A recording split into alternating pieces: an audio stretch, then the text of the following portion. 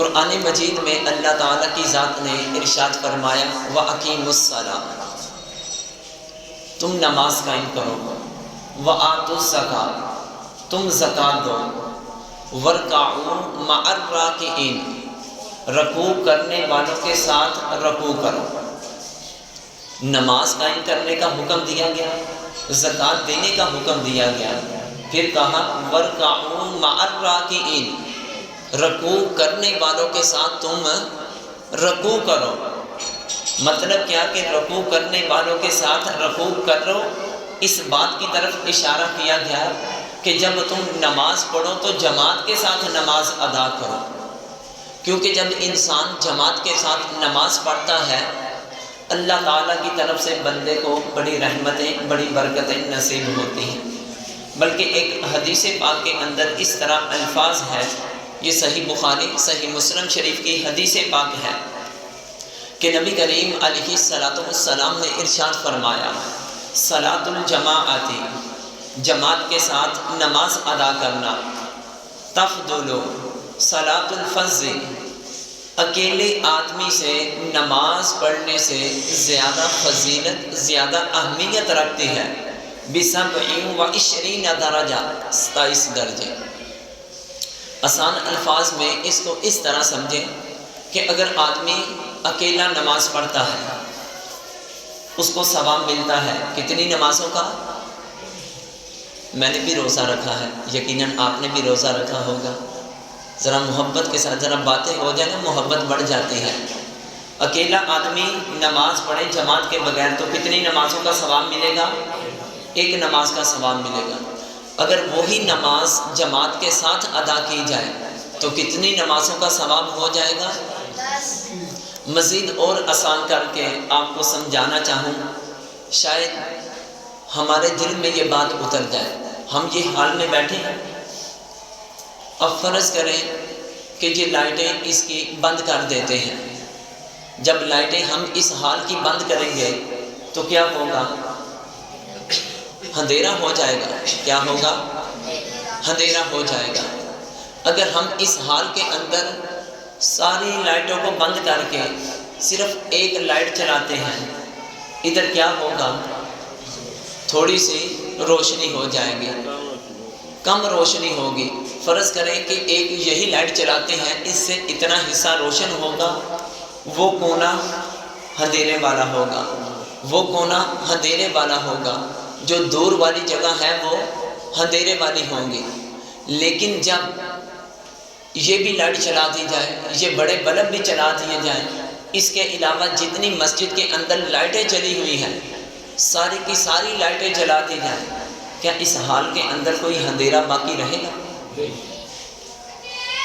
اس کا ایک ایک کونا جگمگ کرے گا، اتنا بھی کسی جگہ پر اندھیرا نہیں رہے گا۔ تو آپ یہ فیصلہ کریں کہ اگر ایک حال کے اندر روشنی کم ہو اور پھر روشنی زیادہ ہو، کیا کم روشنی میں وہ خوبصورت نظر آتا ہے یا جگمگ کرتا ہوا نظر آتا ہے؟ روشنی والا ہم کو اچھا لگتا ہے۔ تو اسی طرح جب ایک بلب ہم چلائیں تو روشنی تو ہوتی ہے، جب انسان اکیلا نماز پڑھتا ہے، نماز پڑھنے کی وجہ سے اس بندے کے باطن پر اللہ کی رحمتیں اترتی ہیں، برکتیں اترتی ہیں، سکونت اترتی ہے، لیکن اس کا باطن روشن ہوتا ہے، اتنا روشن نہیں ہوتا، کچھ نہ کچھ کمی رہ جاتی ہے۔ لیکن جب یہی بندہ جب جماعت کے ساتھ نماز ادا کرتا ہے تو ایک بلب کی بجائے اس بندے کے اندر اللہ تعالیٰ کی رحمتوں کے، اللہ تعالیٰ کی برکتوں کے، اس کے انوار و تجلیات کے ایک ہی وقت میں ایک ہی کام کرنے کی وجہ سے جب 27 رحمتیں اکٹھی برسیں گی، جب 27 برکتیں اکٹھی برسیں گی، انوار و تجلیات 27 مقدار میں زیادہ برسیں گے، تو ہماری روح بھی، ہمارا دل بھی، ہمارا باطن بھی یہ بہت جگمگ ہو جائے گا۔ جب باطن روشن ہوگا تو پھر ہماری روح طاقتور ہو جائے گی، یہ ایسے ہی ہے کہ جب انسان اکیلا نماز پڑھے تو اس کو ایک نماز کا ثواب ملتا ہے، اگر جماعت کے ساتھ نماز ادا کرے تو اس کو 27 نمازوں کا ثواب ملتا ہے۔ اب دیکھیں کہ ہم نے گھر میں ایک درخت لگایا ہے، درخت کیا کرتا ہے؟ آکسیجن دیتا ہے۔ کیا دیتا ہے؟ آکسیجن دینے کے معنی، ماشاءاللہ پڑھے لکھے ہیں آپ، درخت کیا کرتا ہے؟ ہم کو آکسیجن دیتا ہے۔ تو بار بار ہدایت کی جاتی ہے، سال میں 1-2 دفعہ حکومتی لیول پر بھی، کہ زیادہ سے زیادہ درخت لگاؤ، اپنے محلوں کے اندر، اپنی گلیوں کے اندر، بازاروں کے اندر، جہاں بھی جگہ ممکن ہے تم درخت زیادہ سے زیادہ لگاؤ۔ اس سے کیا ہوتا ہے؟ آکسیجن بڑھتی ہے، آلودگی کم ہوتی ہے۔ اگر ایک جگہ پر ایک درخت لگا ہو، فائدہ دے گا نا، آکسیجن دے گا، آلودگی کم ہوگی، انسان سانسوں کی تکلیف میں کم مبتلا ہوگا۔ لیکن اگر ہم اس جگہ کو چھوڑ کر ڈیفنس کی طرف جاتے ہیں، ادھر دیکھتے ہیں کہ کس طرح ہریالی ہے، درخت لگے ہوئے ہیں، تو ادھر ہمیں وہ فضا، وہ ہوا بڑی صاف محسوس ہوتی ہے۔ کہتے ہیں کہ ادھر دیکھو نا، کسی طرح کی آلودگی نہیں، ادھر آنے سے تو ہمیں سانس کی پرابلم بھی نہیں ہوگی، ہمیں کسی طرح کی الرجی بھی نہیں ہوگی۔ جب ایک درخت ہو وہ بھی فائدہ دیتا ہے، لیکن جب اسی جگہ پر ہم 27 درخت لگا دیں تو ہماری آکسیجن بڑھ جائے گی، اور جو معاشرے کے اندر آلودگی ہے وہ زیادہ ختم ہو جائے گی، انسان جسمانی طور پر توانائی میں آ جائے گا۔ اسی طرح جب انسان اکیلا نماز پڑھتا ہے، اس کو اللہ کی روحانیت تو ملتی ہے، اللہ کی طرف سے برکتیں تو ملتی ہیں، اللہ کی طرف سے رحمتیں تو ملتی ہیں، وہ ایک درخت کی طرح ملتی ہیں۔ لیکن جب وہی بندہ اسی نماز کو جماعت کے ساتھ ادا کرے گا تو جیسے 27 درختوں سے ہم کو آکسیجن ملے گی، وہ آلودگی ختم کریں گے، یہی جماعت کے ساتھ نماز کرنا ہمارے باطن کو اسی طرح پاکیزہ بنا دے گا، اس کو طرح طرح کی بیماریوں سے محفوظ فرما لے گا۔ یہ صرف سمجھانے کے لیے کہ جماعت کی کتنی اہمیت ہے۔ اسی لیے تو اللہ کے محبوب علیہ السلام فرماتے ہیں تم اکیلے نماز پڑھو تو ایک نماز کا ثواب ہے، اگر جماعت کے ساتھ نماز پڑھو تو 27 نمازوں کا ثواب ہے۔ اگر تم جماعت ہی نہ پڑھو تو یہ ایسے ہو جائے گا جیسے ہم نے حال کے اندر کوئی لائٹ جلائی نہیں، ہمارا اندر اندھیرے میں ہو جائے گا، اندھیرے میں جاتے ہوئے ہم بھی ڈرتے ہیں۔ تو اگر ہمارے باطن میں اندھیرا ہو تو کیا ہمارا دل نہیں کرتا اس کو روشن کرنے کا؟ اس کو بھی روشن کرے۔ اب دیکھیں حدیث پاک میں اللہ کے پیارے محبوب علیہ السلام فرماتے ہیں، صحیح بخاری صحیح مسلم شریف کی حدیث پاک ہے، اللہ کے پیارے محبوب علیہ السلام نے فرمایا والذی نفسی بیدہ، مجھے اس ذات کی قسم جس کے قبضہ قدرت میں میری جان ہے۔ اگر نبی کریم علیہ السلام قسم نہ بھی کھاتے کیا ہمیں ان کی بات پر یقین نہیں آنا تھا؟ کیا ہم نے آپ کی بات کو ماننا نہیں تھا؟ نبی کریم علیہ السلام جب کوئی انسان عام قسم اٹھاتا ہے، قسم اٹھا کر دوسرے کو یہ بتانا چاہتا ہے آگے جو میں بات کرنے والا ہوں اس میں شک نہ کر بیٹھنا، وہ بات بڑی اہم ہے، اس کو ہلکا سا نہ سمجھ لینا۔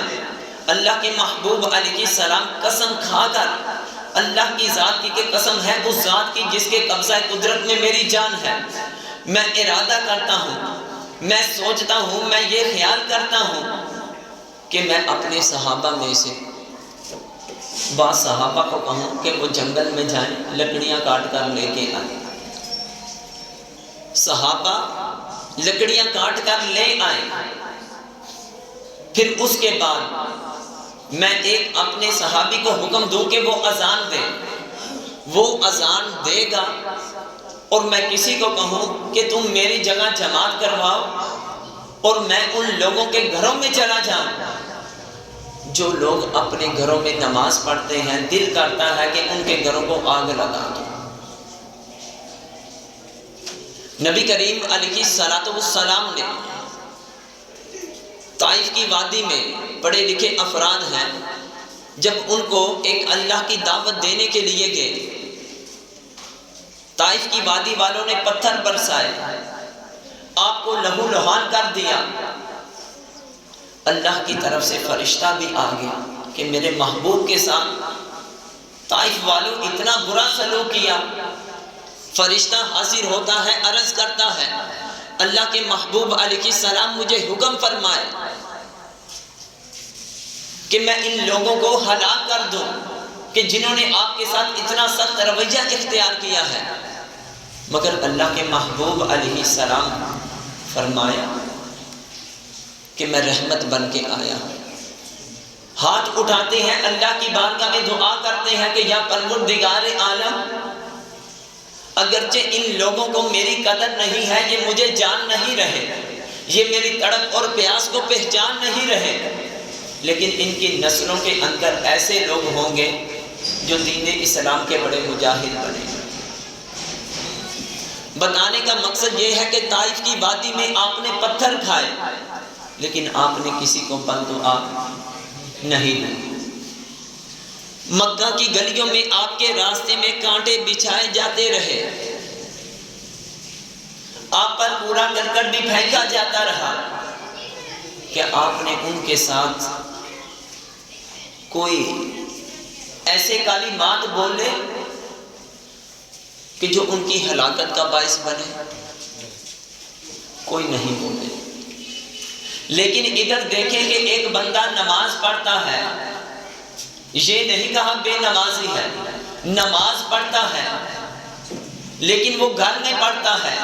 اللہ کے محبوب علیہ السلام پر پتھر برسائے جائیں، راستے میں کانٹے بچھائے جائیں، ان کو بددعا نہ دے، ان کو تکلیف میں دیکھنا پسند نہ کریں، لیکن وہ لوگ جو اللہ کے گھروں کو ویران کر دیتے ہیں، اپنے گھروں میں نماز پڑھتے ہیں، اللہ کے گھروں کے ساتھ تعلق نہیں جوڑتے ہیں، ادھر اللہ کے محبوب علیہ السلام فرماتے ہیں کہ جو میرے رب کے گھر سے دور ہو رہا ہے، مجھے تو ان کے گھر پسند نہیں، دل کرتا ہے ان کے گھروں کو آگ لگا دو۔ اس لیے اللہ کے گھروں کے ساتھ محبت کریں، مسجد کے ساتھ جماعت کے ساتھ نماز ادا کرنے کا اپنا معمول بنائیں، نہیں تو اس مثال کو اس طرح سمجھیں۔ اللہ تعالیٰ کی ذات برے وقت سے بچائے۔ کوئی آدمی کسی سے جھگڑا کرتا ہے، جب اس نے اس کے ساتھ لڑائی کی، اس کو کافی نقصان پہنچایا، اس نے پرچہ کٹوا دیا۔ اب عدالت کے اندر اس بندے کو کہا جائے کہ تم نے صبح 9 بجے عدالت میں حاضر ہونا ہے، تیرا مقدمہ چل رہا ہے، صبح تیری پیشی ہے، تو نے عدالت کے اندر صبح 9 بجے ہر حال میں حاضر ہونا ہے۔ اگر تو عدالت کے اندر حاضر نہ ہوا، تیرے سے قانونی کارروائی کی جائے گی، تجھ کو سزا دی جائے گی، تجھ کو اذیت اور تکلیف میں مبتلا کیا جائے گا۔ ذرا آپ بتائیں، کیا وہ آدمی گھر میں سویا رہے؟ ایسا ممکن ہے؟ اس نے کسی ضروری کام جانا تھا، کیا وہ ضروری کام جائے گا یا مقدمے کے لیے جائے گا؟ مقدمے کے لیے جائے گا۔ اسے پتا ہے کہ جب ایک عدالت کے جج نے مجھے 9 بجے عدالت میں حاضر ہونے کے لیے کہا ہے کہ اگر تو ادھر نہ پہنچا تجھ پر قانونی کارروائی کی جائے گی، تجھ کو سزا دی جائے گی، تجھ کو گرفتار کر لیا جائے گا، وہ اپنے کاروبار کو چھوڑ دے گا۔ وہ اس کو اگر نیند آ رہی ہے، وہ نیند کا خیال نہیں کرے گا۔ اگر وہ جسمانی طور پر کوئی بیماری کے اندر مبتلا ہے تو کسی کو کہے گا کہ کسی طریقے سے مجھے عدالت پہنچا دو، بارش ہو رہی ہو یا سخت سردی ہو یا سخت گرمی ہو، ہر چیز کو چھوڑ کر وہ عدالت کے اندر اپنے مقدمے کے لیے حاضر ہوگا۔ اگر وہ حاضر نہ ہوا، بعد میں جج کو کہتا رہا کہ مجھے نیند آئی تھی یا مجھے بڑا ضروری کام تھا، میں اس وجہ سے حاضر نہیں ہو سکا، تو کیا جج اس کی بات ماننے کے لیے تیار ہوگا؟ اس پر قانونی کارروائی کی جائے گی، اس کو گرفتار کیا جائے گا، اس کو سزا دی جائے گی۔ جس طرح ایک دنیا کے اندر ایک جج دوسرے آدمی کو کہ جس پر مقدمہ ہے اس کو کہتا ہے کہ تم نے 9 بجے صبح حاضر ہونا ہے، وہ حاضر نہیں ہوتا، اس کی گرفت آ جاتی ہے، اس کو پکڑ لیا جاتا ہے۔ اسی طرح ایک اللہ کی ذات نے بھی یہ مسجد ایک عدالت بنائی ہے۔ ہم کو بار بار کہا گیا ہے کہ تم نے اس میں دن میں 5 مرتبہ حاضری دینی ہے، ہر نماز کے لیے میں نے تمہارا وقت مقرر کر دیا ہے، تمہاری مسجد میں پیشی ہونا ضروری ہے۔ اگر تم جماعت کے لیے مسجد میں حاضر نہ ہوئے تو رب تعالیٰ کی ذات تمہاری پکڑ فرمائے گی۔ تو نتیجہ کیا نکلا کہ دنیا کا مقدمہ ہو، ہم کاروبار کو چھوڑ کے چلے جائیں، ہم اپنی گھریلو مصروفیات کو، فیملی مصروفیات کو چھوڑ کر عدالت میں پیش ہو جائیں، لیکن جب ایک اللہ کی ذات ہم کو بلائے کہ تم نے فجر کی نماز کے لیے میرے گھر میں حاضر ہونا ہے، پیشی دینی ہے، ظہر کی نماز کے لیے بلائے، عصر کی نماز کے لیے بلائے، مغرب عشاء کی نماز کے لیے بلائے، ہم اپنے کاروبار میں مشغول رہیں، تو کیا اللہ کی ذات کی اتنی بھی اہمیت نہیں کہ جتنی ہم ایک دنیا کے جج کو حیثیت دے چکے ہیں؟ جب دنیا کی تکلیف سے بچنے کے لیے ہمیں ہر چیز چھوڑ کر ادھر حاضر ہونا ضروری ہے، تو نتیجہ یہ نکلتا ہے کہ اگر تم چاہتے ہو قبر و حشر کی تکلیف سے بچنا چاہتے ہو تو ہر چیز کو چھوڑ کر اللہ کے گھروں کو آباد کرنا بھی ضروری ہے۔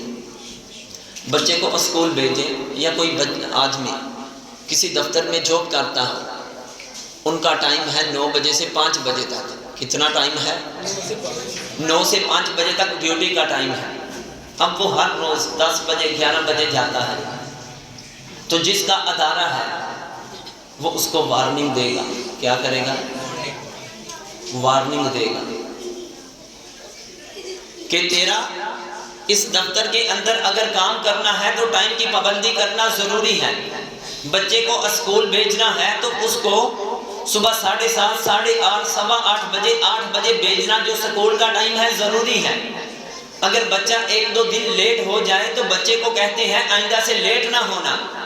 اگر وہ مسلسل پھر بھی لیٹ آتا ہے تو اسکول والے بچے کو کیا کرتے ہیں؟ سزا دیتے ہیں۔ کیا کرتے ہیں؟ میرے پاس بچے پڑھتے، میں بھی ان کے ساتھ ایسا رویہ اختیار کرتا ہوں۔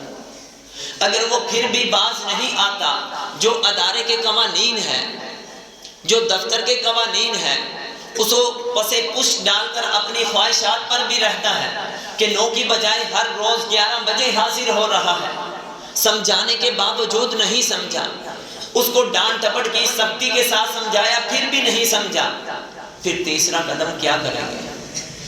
وہ اس کو نکال دیں گے۔ ایسا ہوتا ہے کہ نہیں؟ وہ بولے تو صحیح نہ ہوتا ہے۔ ذرا آپ نے تصور کیا کہ جب اللہ تعالیٰ کی ذات ہم کو ہر روز اپنے گھر میں بلا رہی ہے اور فرما رہی ہے کہ میرے بندو تم نے ہر روز وقت پر آ کر جماعت کے ساتھ نماز پڑھنی ہے، میں نے تمہارے لیے یہ ٹائم مقرر کر دیے ہیں، اگر ہم حاضر نہ ہوئے، اللہ کی رحمت سے ہم دور ہو گئے تو ہمارا کیا بنے گا؟ ایک آدمی کو ایک فیکٹری سے نکال دیا جائے، ایک سکول سے بچے کو نکال دیا جائے، دوسرے سکول میں ایڈمیشن مل سکتا ہے یا نہیں؟ مل جاتا ہے۔ ایک سکول سے بچے کو نکال دیا جائے تو دوسرے سکول میں ہم بچے کو لے کے جائیں گے، کیا وہ داخل کریں گے یا نہیں کریں گے؟ سکول کا یہ سلسلہ ہے کہ جب بچہ سکول ٹائم پر نہ پہنچے وہ اس کو نکال دے، اس کا متبادل کوئی نہ کوئی مل سکتا ہے کہ جب ہم جماعت کے ساتھ نماز نہ پڑھیں، اللہ کی ذات نے ہم کو اپنی رحمت سے دور کر دیا، تو بتاؤ کہ اس کی رحمت کے علاوہ اور ہمیں کون رحمت دے گا؟ تو اس لیے اپنے اوپر جماعت کو لازم کرو۔ اسی لیے تو اللہ کے محبوب علیہ الصلوۃ والسلام فرماتے ہیں کہ میرا دل کرتا ہے کہ جو آدمی اپنے گھروں میں نماز پڑھتے ہیں میرے رب کے گھر کو آباد نہیں کرتے.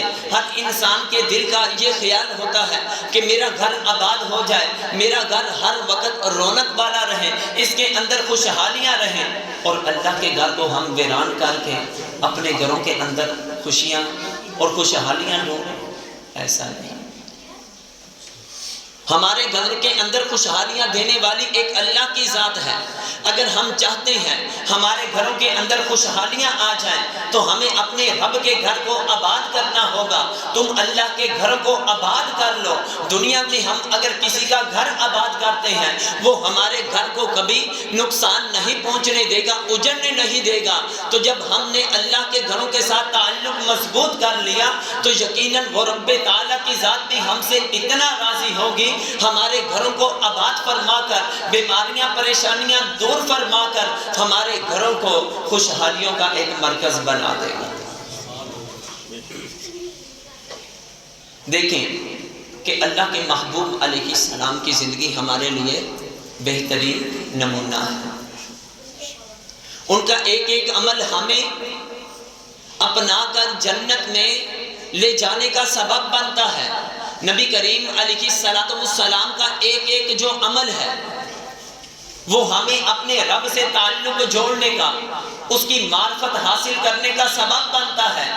نبی کریم علیہ السلام جب اس دنیا سے پردہ کرنا تھا, دل کے اندر جماعت کی اتنی محبت تھی کہ اللہ کے محبوب علیہ السلام کھڑے ہوتے ہیں, لیکن جسم کے اندر اس قدر کمزوری آ چکی ہے, ابھی وزن نہیں پڑتا, خود کھڑے ہو کر چل نہیں سکتے. ادھر جماعت کا وقت ہو چکا ہے. اللہ کے محبوب علیہ السلام ایک طرف حضرت علی المرتضیٰ ہے, دوسری طرف حضرت عباس ہے. ان دونوں کے کندھوں پر اپنے بازو رکھ کر, سہارا لے کر, پاؤں یہاں تک کہ اٹھ بھی نہیں رہے, گھسیٹتے جا رہے ہیں, اپنے حجرہ سے نکلتے ہیں اور مسجد میں جا کر جماعت سے نماز ادا فرماتے ہیں.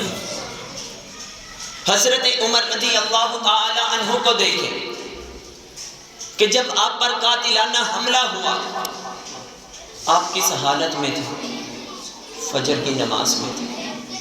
فجر کی نماز پڑھ رہے تھے, آ کر ایک بدبخت انسان نے آپ پر تلوار سے وار کر دیا. اتنا خون نکلا کہ بے ہوشی کی کیفیت طاری ہو گئی. ہوش آیا تو سب سے پہلے پوچھا کہ لوگوں نے جماعت کے ساتھ لوگوں نے فجر کی نماز کو ادا کر لیا ہے یا نہیں؟ جب کہا کہ لوگوں نے فجر کی نماز کو ادا کر لیا ہے تو کہا کہ اللہ کا شکر ہے کہ اگر ہم نماز ادا کیے بغیر رہ جاتے تو ہماری ہلاکت ہو جاتی. سیدنا عثمان غنی رضی اللہ تعالی عنہ, جن کو دیکھ کر فرشتے بھی حیا کرتے ہیں کہ جب ان کی شہادت کا وقت تھا ان پر کتنا ظلم و ستم کیا گیا, ان کو مسجد کے ساتھ کس قدر محبت تھی, جماعت کے ساتھ نماز پڑھنے کی کس قدر محبت تھی. 40 دن آپ کو آپ کے گھر کے اندر محصور کر دیا گیا, روک دیا گیا. وہ لوگوں کو کہنے لگے کہ جب مدینے میں آئے تھے آپ کے لیے پینے کے لیے کوئی میٹھا پانی نہیں تھا, میں نے تم کو کنواں خرید کے دیا, تم پانی پیتے ہو. مسجد نبوی میں نماز پڑھنے کے لیے جگہ تنگ ہو چکی تھی, تو اب تم مجھے مسجد نبوی میں نماز پڑھنے کے لیے کیوں روک رہے ہو؟ مجھے مسجد نبوی کے اندر نماز تو پڑھنے دو. لیکن انہوں نے نماز نہ پڑھنے دی. یعنی آپ کا عمل یہ بتاتا ہے کہ صحابہ رضی اللہ تعالی عنہ, جن کو ایک بار نہیں کئی بار جنت کا سرٹیفکیٹ اللہ کی ذات نے خود عطا کیا ہے, ان کے دلوں کے اندر کتنی نماز کی, مسجد کی محبت تھی, مسجد میں آ کر نماز پڑھنے کی کتنی محبت تھی. حضرت علی المرتضیٰ کرم اللہ وجہہ الکریم کو علم تھا کہ اب بہت سے لوگ مجھ پر جانی حملہ بھی کر سکتے ہیں, لیکن اس کے باوجود فجر کی نماز کے لیے اپنے گھر سے نکل کر مسجد میں آتے ہیں. وہ قاتل, وہ بدبخت حضرت علی المرتضیٰ کرم اللہ وجہہ الکریم کے, وہ نماز پڑھا رہے ہوتے ہیں, نماز میں آ کر وہ حملہ کر دیتا ہے. صرف بتانے کا مقصد یہ ہے کہ نبی کریم علیہ السلام صحابہ رضی اللہ تعالی عنہم اتنی مصیبتیں ہونے کے باوجود بھی جماعت کو نہیں چھوڑتے تھے. کیونکہ انہیں پتا تھا ہماری کامیابی اسی میں ہے، ہماری فلاح اسی میں ہے۔ صرف آخری بات شاید کسی کے دل میں ہماری بات اتر جائے، بارڈر کس نے دیکھا ہے وہ سبحان اللہ کہے، یعنی کہ ایک دو آدمی گئے ہیں بارڈر پر۔ جب ہم بارڈر پر پریڈ دیکھنے کے لیے جاتے ہیں یا ہم کسی محفل نعت پہ جاتے ہیں یا ادھر کسی ایسے بندے نے آنا ہو جو ہماری پسند کی نعت پڑھنے والا ہے، ہم اسے بڑا فالو کرتے ہیں، یا خطیب ایسا ہے یا ہمارے پیر و مرشد نے ادھر آنا ہے، تو ہم کیا کرتے ہیں؟ فرض کرے پریڈ دیکھنے کے لیے گئے، ہمارے دل کے اندر یہ تڑپ ہوگی کہ ہمیں وہ کرسیاں ملیں جو سب سے آگے ہیں، جو وی آئی پی کرسیاں ہیں۔ ہوتی ہے نا طلب، ایسی ہوتی ہے طلب کہ ہمیں وی آئی پی کرسی ملے۔ جب وی آئی پی ہم کو کرسی ملے گی تو ہم بالکل قریب سے دیکھیں گے، ہم ان کے ساتھ اپنی سیلفی بھی لے سکیں گے۔ اگر وہ محفل نعت ہے یا بیان ہے اور ایسا آدمی ہے جس کو ہم فالو بھی کرتے ہیں، قریب ہو کر اس کو دیکھیں گے بھی، اس کو سنیں گے، کتنی لذت چاشنی محسوس ہوتی ہے۔ محفل کے پچھلی لائن میں ہو، ہم کو وہ لذت چاشنی محسوس نہیں ہوتی۔ پریڈ دیکھنے کے لیے ہم وی آئی پی کرسیوں کے لیے جو سب سے آگے ہیں، ان کرسیوں پر بیٹھنے کے لیے گھنٹوں لائن میں انتظار کرتے ہیں۔ پریڈ شروع ہونے سے پہلے ہم آدھا پونا گھنٹہ، 3-4 گھنٹے پہلے ہی ادھر جا کے بیٹھ جاتے ہیں۔ اگر لیٹ ہو گئے تو ہمیں پیچھے جگہ ملے گی، پھر مزہ نہیں آئے گا۔ ذرا تصور کر کے دیکھو، اللہ کے محبوب علیہ السلام فرماتے ہیں کہ جو بندہ مسجد میں آ کر وی آئی پی جو صفیں ہیں، وہ کون سی صفیں ہیں؟ وی آئی پی صف پہلی صف ہے، وی آئی پی دوسری صف ہے۔